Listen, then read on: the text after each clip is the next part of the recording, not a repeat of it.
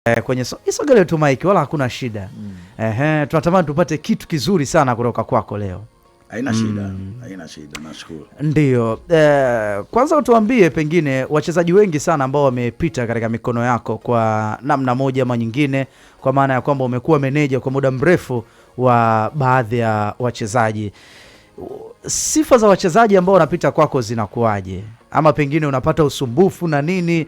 Ama wachezaji wetu wa Kitanzania wakoje kwenye masuala mazima ya kuwa manage? Ukizungumzia sifa katika kauli yako ya kwanza, sifa zinakuaje? Sifa ni za Mwenyezi Mungu ambazo Mwenyezi Mungu amempa huyo kijana ndani yake. Awe mwanamuziki, awe bondia, awe mchezaji mpira. Ndio. Hizo ndio sifa za kwanza ambazo mimi huwa Mwenyezi Mungu ananiongoza, ndio hizo anazoniletea. Mchezaji mpira na kwa kazaliwa yule Mwenyezi Mungu kamweka ndani yake ni mchezaji mpira. Bondia na kwa Mwenyezi Mungu kampa ubondia, mwanamuziki. Hizo ndio sifa za kwanza yani. Mtu yoyote ambaye amepewa kipaji chake na Mwenyezi Mungu. Kwa hiyo mimi vile vile kwa kipaji alichonipa Mwenyezi Mungu na kwa kile kitu alichokuwa nacho yule na kiona mapema kuliko watu wote. Ndio. Kwa hiyo watu wanaweza kuwa wanaye yule mtu wanadharau. Kimi nikamwambia nyinyi mbona huyu ni hivi, huyu atakuwa hivi. Mfano nani huyu? Wewe nani? Wewe uongo bwana. Huyu awe hivi, naambia nyinyi jamani amuone. Kwa hiyo watu wananibishia, afu baada ya muda watu wanaanza kuona. Hizo ndio sifa. Naweza nikasema sifa ni za Mwenyezi Mungu. Kwa vipaji anavyowapa wachezaji na vipaji alichonipa mimi pia. Na mzozo labda katika wachezaji wako sasa, labda ni mchezaji gani ambaye kuna watu design kama walimkataa fulani hivi lakini kwamba mimi unatembea naye. Lakini kwanza Asmani Machupa beki huyu anacheza alafu sana kwenye mpira wa makaratasi. Sijui unanielewa? Ndio. Asmani Mapepe anaitwa. Asmani Machupa alikuwa anaitwa Asmani Mapepe. Yule Asmani Machupa yeye alikuwa Sweden sasa kama striker mshambuliaji hatari Tanzania. Peter Simba kama angekuwa ndo miaka hii yani katika ma striker Tanzania ina maana angeenda hata dunia nyingine. Kwa jini mpira sasa hivi unaonekana kutokana na media hizi nini. Kwa watu walimkataa kabisa Machupa. Yani wanakataa kwamba huyu hawezi kuwa striker huyu. Mimi nimembadilisha. Nimemtoa beki nimempeleka mbele. Ndio. Kuna mtu anaitwa John Kisomo striker wangu anakosa magoli. Sasa yule Machupa jinsi anavyocheza ile beki yake ya kukaza kama vile unavyoona kama nani Ramos vile. Wa nani wa Madrid ile nani hamasa yake alikuwa nayo. Kwa nyuma pale. Sasa unaona sasa hapa huyu mbona nani si bora ni bana Machupa mnenda wewe pale. Okay. Nenda Machupa wewe jinsi unavyocheza wewe yani wewe fanya unachoweza. Afu unaambiwa yani pale utafunga. Machupa alitumia hiyo mechi moja tuicheza huko sehemu bonde la Moimbili Kichumvini. Tukamtoa wewe John Kisomo tukamrudisha nyuma kwa beki. Alipoenda Machupa pale akafunga tena magoli ya ajabu yani. Sasa maajabu ndio nakwambia Mwenyezi Mungu kuna vitu sasa unaviona vile vya mtu yani ambavyo anavyo mpaka unashangaa. Huyu mtu mbona anafanya mambo ya ajabu hivi? Wewe nikamwambia Machupa, maisha yako ndio hapa yani. Kwanza leo cheza striker hapa. Machupa hawezi kuwa striker. Mwisho wa siku katwanga Simba. Timu ya taifa. Tena akacheza katika muda mchache baada ya kuja striker kwenye mpira wa karatasi hatukuchelewa kuingia kwenye gozi. Gozi ndio tukacheza ile mashindano ya Lakelenja kule. Mwaka wa kwanza ule atufanya vizuri sana, watoto ndio wadogo tumetoka kuvaa watu wamevaa viatu kutokea peku. Mwaka uliofuata tulileta ushindani ndio Machupa akaenda Malindi ya Zanzibar. Ndio. Lakini kilichopo Malindi ya Zanzibar kuona uwezo wa Machupa yani walimdharau. Ndio. Wewe kama kwa pale walikuwa na masinia fulani wale kina Sabri China kina nani pale Malindi. Sasa Machupa kaona bana mimi huku mbona sicheza kule France Ranger anacheza France Ranger Dar es Salaam nzima yani watu wote uwanja unajaa. Tuka sasa natoroka napanda zile boom zile. Wachezaji mpira wana maisha magumu. Yale mabomu yale yanatoka Bagamoyo na Zanzibar yanakatiza anakuja Bagamoyo. Kwa anakuja hadi Bagamoyo ile. Anacheza mechi ile la Ranger anafunga. Kuna wakati alishindana na ule Gula Joshua yule. Ndio wale sasa kwa anashangaa.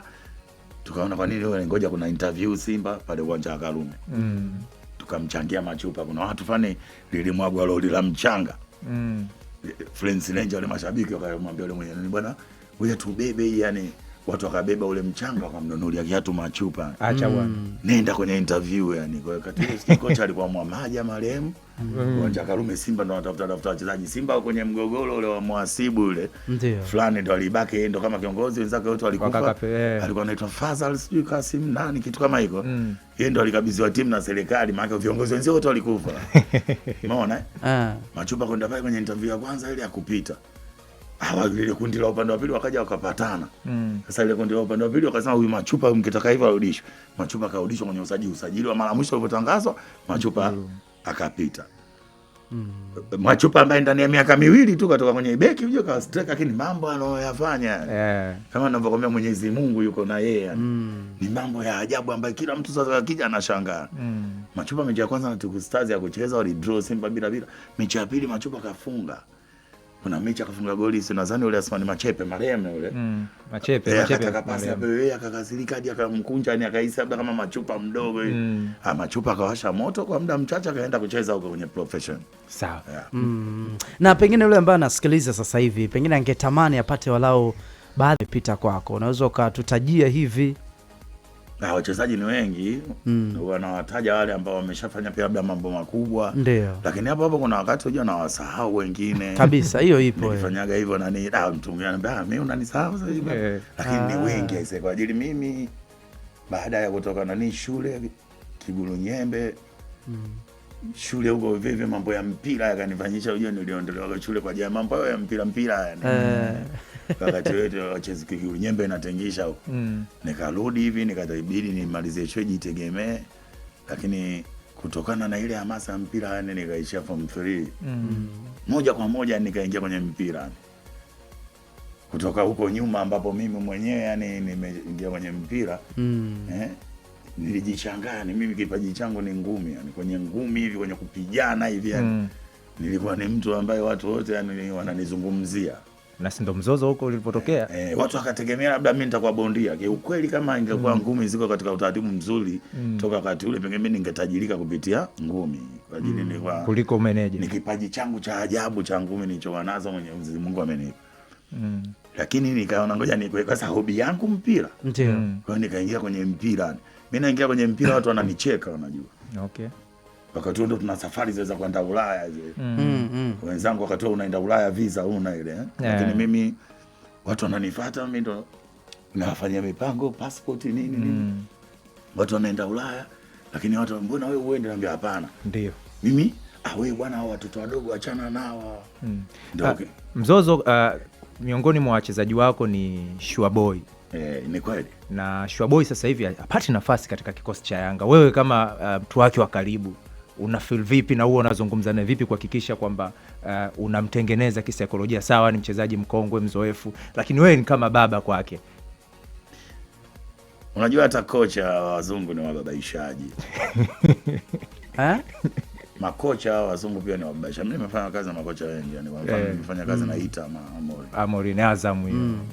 Brazil alikuwa timu inataka kutoka kushuka daraja, Santos kafukuzwa.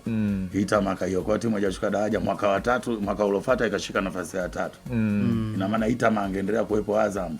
Yeye ndio alionyanyua kina Imidi Mao nakumbuka ile. Azam ingekuwa ni timu ina faida kubwa sana kwa ajili wangetumia sana pia na vijana wao yani na wangeuza sana wachezaji yani. Mtu kama Ita Maamori alipokuja cha kwanza alipokaa na mimi kwa ajili ndio nilitengeneza timu yote ile ya Azam Academy. Cha kwanza alichonauliza ni kila mchezaji mmoja nini amefanya yani. Haitaka kujua rekodi ya kila mchezaji nini kafanya. Sasa makocha wetu eti kweli hao waone ile mechi ya finali kule na wale Waarabu. Yanga sikashinda ugenini mechi ile na Waarabu. Club African. Sasa nani alikuwa nyota wa mchezo ile mechi? Wale Tafu walimchagua Shuaboy. Ina maana ile kocha hata kwa mechi hii ya FA Cup yani kwa ile mikanda Shuaboy nyota wa mchezo Waarabu wanamtambua, Waarabu walinyamaza. Yanga bado kidogo angechukua ubingwa. Ina maana kweli ndio hata ile mechi ya Muungano Cup Shuaboy hawezi kucheza. Kwa nini mashabiki yani wamemtunza pesa Shuaboy ndani ya dakika 7. Ina maana mashabiki sikuna kitu wanafahamu. Kwa hiyo lazima hapa kuna matatizo. Hivi ndio vitu wachezaji wengi wa Tanzania wanalalamika.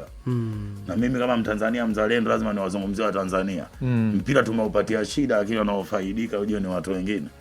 Walitakiwa wafaidike wa Tanzania wenzetu. Lakini shida ni nini? Ni makocha ama shida viwango? Shida ni kubabaika tu ni sisi watu wa Tanzania bado tuna ule ushamba yani. Kama hivi sasa unajua nyinyi vyombo vya habari unajua vyombo vya habari mnakuza sana mpira. Ndio. Lakini kukuza kwenu mpira sasa kuna watu wengine wanashindwa kuangalia ile mambo ya kukuza mpira. Wanafuatilizia mambo ya nani? Kwa mfano yani wewe yani Yanga au Simba ikiwa kwenye mgogoro tu. Watu wanaweza kaanzia propaganda tu yani mtu fulani huyo. Kama wakati ule Mpanzo kuna mchezaji fulani alienda China akuja hadi leo nani anaitwa? Sinza Lobi Manzoki. Manzoki mfano. Sasa huyo Mtanzania ukimuuliza Manzoki kafanya nini? Hajui, lakini anavyomzungumzia sio, unaelewa, ni ile propaganda inamuingia ile. Hadi leo watu wanaamini Manzoki yani bonge la mtu. Hata kucheza hajawahi yani. Lakini anaweza kazalaulika cha Sambi ambaye anacheza, ambaye unaona kabisa huyu mtu ana mambo makubwa, alafu bado mdogo. Watu hawataki kuwaamini watu wenye vipaji. Kama ingekuwa Tanzania, ina maana yule Yamal wa Barcelona asingekuwa mchezaji. Hadi leo angekuwa anachukuliwa yule ni mtoto mdogo, hata yani kwamba muda wake wa kucheza bado. Lakini Shiani Rashid Gaza alicheza Simba akiwa na miaka 17 na nusu. Na alicheza mechi ya kimataifa dhidi ya Ismailia. Kule walifungwa, alafu hapa ikanyesha mvua kubwa yani. Mechi ikalala, mechi ya pili yani Shiani akapiga penalti. Kwenye nani, ni Mtanzania yule, hadi wale wa Misri walimzungumzia hadi kwenye magazeti yao mechi kule alipoingia dakika chache. Sasa yule katoka kwenye mchanga tu ku France Ranger ghafla anacheza mechi ya kimataifa. Ina maana wa Tanzania tuko wangapi yani? Ina maana watu wameisha kwenye Tanzania. Sasa mpira huu baada ya kuwa biashara, kuna watu wengi wanaleta umafia kwenye mpira. Unajua kila mtu sasa hivi anataka unajua sisi Mwenyezi Mungu alituleta tu. Hatukuamua tu kwamba yani mimi nilazimishe hivi. Mwenyezi Mungu alileta hatima yangu, mimi ndio nikawa mimi. Sasa wakaanza hapa sasa hivi wametokea kina mzozo wengi. Lakini hao kina mzozo wengi wamekuja kwa ajili ya maslahi sasa. Imefikia hatua mpira umekuwa umafia tu. Mtu anamiliki wachezaji wake 7, mambo yanazungumzwa, unajua japo sisi hatuna ushahidi, huwezi kuyazungumza moja kwa moja, unaweza ukashtakiwa. Lakini watu wanasema sometime yani mtu anatoa hadi pesa mchezaji wake aende timu ya taifa. Sio, unanielewa? Kwa hiyo sasa unakuta mchezaji fulani yani kama Sugar Boy kwa uwezo wake anaocheza hiyo. Aliochezaga toka Azam. Ndio. Ukiangalia mechi alizocheza timu ya taifa ni chache sana. Lakini kuna wakati aliitwa timu ya taifa, alicheza na Ivory Coast, Sugar Boy wale kina Tule walimzungumzia, aliwafanyia mambo makubwa. Mechi iliyofuata kumbuka ile na Ivory Coast ya kucheza. Vitu kama hivyo, kuna siasa, hizi siasa tuziache hizi. Kwa hiyo tuwaache sasa watu kama waliokuja kina Gamondi wafanye kazi. Tuwape programu ya muda mrefu waangalie. Mimi nina urafiki sana na Nabi yule alivyokuwa katika Yanga tulicheza naye mechi nyingi sana France Ranger za kirafiki. Watu wakawa wanamuuliza kwa nini unacheza na France Ranger? Nabi akasema mimi naanza na France Ranger, yule mzozo sisi hatuogopi. Alafu wale wachezaji wake wale hawatuogopi kabisa yani. Wakichukua mpira wanapiga pasi, sisi tunasafa muda wote. Ndio maana napenda kucheza nao, sionagi sisi tukiwa tunasafa. Na sisi tunautafuta mpira, watu wote wanatuogopa, wana defense. France Ranger wanatushambulia, mechi inakuwa nzuri. Kwa hiyo wao tutapata magoli na wao wanatushambulia watapata magoli. Lakini mimi niliwachukua tu kina Haruna Moshi Bobani, kina Ramazani Chombole Dondo, Juma Nyoso, nani na wengineo, Jabiri Azizi, niliwamix na vijana wadogo. Vijana wadogo kabisa, mimi na vijana wamecheza mechi na Yanga hizi zinafika hata 20. Ndio. Kuna dogo anaitwa Faraji sijui Lau, kuna mdogo sasa hivi kwa timu ya taifa anaitwa Isa Chole, amecheza AFCON mechi zote, amecheza Ethiopia juzi under 17. Wamecheza sana mechi na Yanga. Lakini yule Isa Chole yuko Fountain Gate. Ndio. Kocha amwamini. Lakini kule AFCON Morocco kacheza kule mashindano ya 17 na ile under 17, zile timu walizokutana nazo wale wachezaji wanacheza Ulaya, unajua. Ndio. Na amecheza mechi zote na tulifanya vizuri. Na tumechukua ubingwa hapa juzi Ethiopia, timu ya under 17. Lakini yule mchezaji ile Fountain Gate iko kwenye nani? Hali ngumu. Lakini yule Isa Chole pangua kule Ethiopia, lakini achezi kwenye ile timu. Sijui unanielewa yani. Vitu kama hivyo vinaua sana mpira wetu yani. Sawa. Kwa hiyo mpira umekuwa kama siasa fulani. Mtu ambaye ametangazwa sana kwenye vyombo vya habari, hata akija uwezo hana, lazima acheze. Wajua watu wamemsajili kwa mamilioni mengi, watu wanalazimisha acheze. Lakini kulazimisha kule angelazimishwa Mtanzania. Mimi inaniuma sana, nisiamini kama Mkude mtu wa kuacha mpira Aucho anacheza. Mechi na Mamelodi timu kubwa imeingia finali nadhani. Ndio. Mamelodi wachezaji wengine ndio wale walicheza na Mkude yani. Yanga ananyimwa goli pale ile pale Baada ya pale Mkude kapelekwa wapi? Kisa tu amesajili wachezaji midfield Yanga pale wa ajabu lakini wanacheza. Wanacheza kweli. Lakini ndio maana mimi mzozo nilikuuliza, hawa vijana unazungumza nao sasa kwa jenga kisaikolojia. Sasa tunazungumza nao, sisi tuna umoja wa Tanzania wote yani. Sio mimi tu, kuna wazalendo kama mimi, viongozi ambao tunakuza wachezaji, wengine waandishi kama nyinyi, si unanielewa? Wachezaji mpira ni wa zamani, wachezaji mpira wanaoachishwa mpira. Kuna watu wameachishwa mpira ujue. Ndio. Mmoja hapo Haruna Moshi Bobani. Kweli. Haruna mtu wewe mwandishi nakuuliza Isa, Haruna kwani unaambiwaga mbaya kafanya nini? Naambia yeye kosa moja la Haruna unaolijua ambaye yeye kwenye dunia anakuwa hata stahili yani. Watu wanamzungumzia mabaya. Mtu ambaye pale Msakuzi kwetu. Alafu kwanza azungumzi. Yule Msakuzi kwetu kama unamsema vibaya Haruna unapigwa vibao yani na wananchi. Kweli. Sasa wewe Isa, wewe katika nani umri wako sasa. Wewe ulisikiaga yule Haruna kafanya nini? Unamsikiaga Haruna Moshi Bobani? Sijawahi kusikia. Yaani kuna msaji anaitwa Haruna Moshi Bobani unamjua? Sijawahi kusikia akifanya mabaya yoyote. Nachokifahamu ni ubora wake tu kiwanjani. Wakati Yanga anafungwa goli nyingi pale. Hivi unajua kama Haruna ndio alikuwa mchezaji pale kiungo wa mbele. Lakini anazungumziwa. Na hata Mwenyezi Helo jua alimrejesha Yanga. Alimrejesha Yanga lakini baadaye akanamchezesha fullback watu wanacheka tu. Lakini bado alikuwa anatoa. Sio, unanielewa? Kafanya nini yani? Sisi ndio tunajua sasa karibu na wachezaji yani. Viongozi tuangalie yani. Kiongozi wewe huwezi kustaafu. Uko Simba labda au Yanga miaka kibao yani. Ndio. Yanga ikitokea matatizo kibao yani. Wewe yani makafara ni wachezaji mpira, makocha, nani. Wewe kiongozi umeifanyia nini Yanga au Simba? Kwa mfano, marehemu Amani Abedi Karume.